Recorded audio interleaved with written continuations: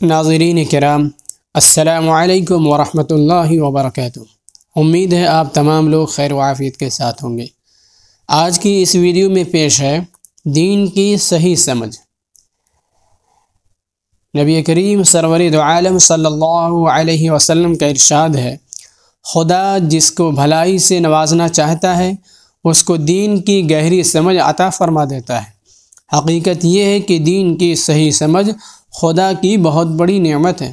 اگر دین کی سمجھ سے آدمی محروم ہو تو کبھی دین پر صحیح عمل نہیں کر سکتا۔ زندگی کے بہت سے معاملات میں دین کا تقاضا کچھ ہوگا اور وہ کچھ عمل کرے گا، اور اس طرح اس کی ذات سے دین کو فائدہ پہنچنے کے بجائے نقصان پہنچے گا۔ بہت سی باتوں کو وہ دینداری سمجھ کر اختیار کرے گا، حالانکہ وہ باتیں دین کے بالکل خلاف ہوں گی۔ خدا کا دین ایک فطری دین ہے۔ وہ انسان کی ضرورتوں کا لحاظ کرتا ہے، انسان کے جذبات کا لحاظ کرتا ہے، اور ہر بات میں اعتدال اور میانہ روی کو بڑی اہمیت دیتا ہے۔ وہ بندوں کو خدا کے حقوق بھی بتاتا ہے اور بندوں کے حقوق بھی، اور ایسی جامع ہدایات دیتا ہے کہ اگر آدمی ان ہدایات کو ٹھیک سمجھ کر ان کی پیروی کرے تو وہ دنیا کے لیے رحمت کا سایہ بن جاتا ہے۔ وہ دنیا کے معاملات کو دین کی روشنی میں دیکھتا ہے اور کبھی کسی کا حق نہیں مارتا۔ مثلا آپ یوں سوچئے کہ ایک شخص قرآن پاک کی تلاوت کرتے ہوئے ایک جنگل کا سفر کر رہا ہے، اس کے ساتھ اس کا ساتھی بھی سفر کر رہا ہے۔ یہ شخص بڑے جذبے کے ساتھ قرآن کی تلاوت میں مشغول ہے۔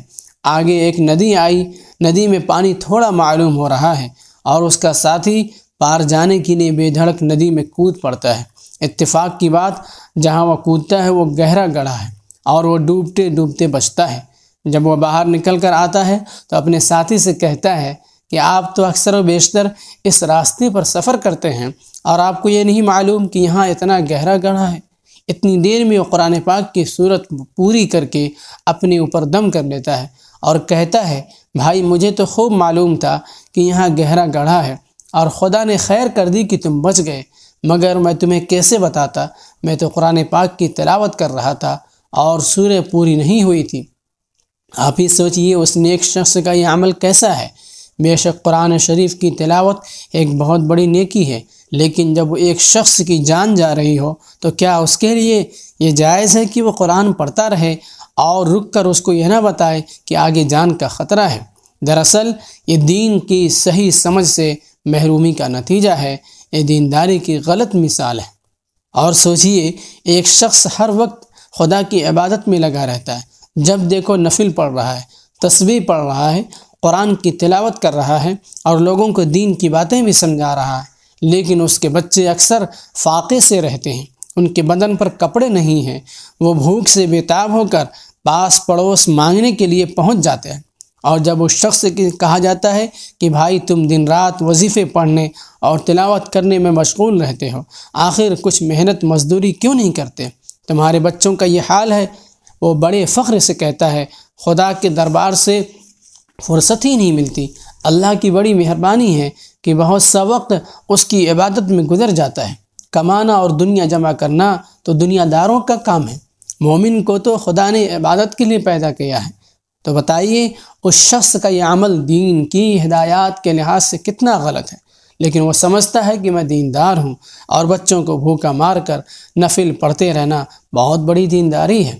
حقیقت یہ ہے کہ آدمی اگر دین کی صحیح سمجھ سے محروم ہو تو وہ کبھی بھی دین پر صحیح عمل نہیں کر سکتا، اور لوگ اس کو دیکھ کر ہمیشہ دین کے بارے میں غلط تصور قائم کریں گے۔ اگر آدمی دین کی صحیح سمجھ رکھتا ہو تو وہ کبھی ایسی حرکتیں نہیں کر سکتا۔ نبی صلی اللہ علیہ وسلم نے ایک بار فرمایا، میں نماز پڑھانے کے لیے کھڑا ہوتا ہوں اور سوچتا ہوں کہ نماز لمبی پڑھاؤں کہ اتنے میں کسی بچے کے رونے کی آواز آتی ہے تو میں نماز کو مختصر کر دیتا ہوں۔ مجھے یہ بات سخت ناپسند ہے کہ لمبی نماز پڑھا کر بچے کی ماں کو پریشان کروں۔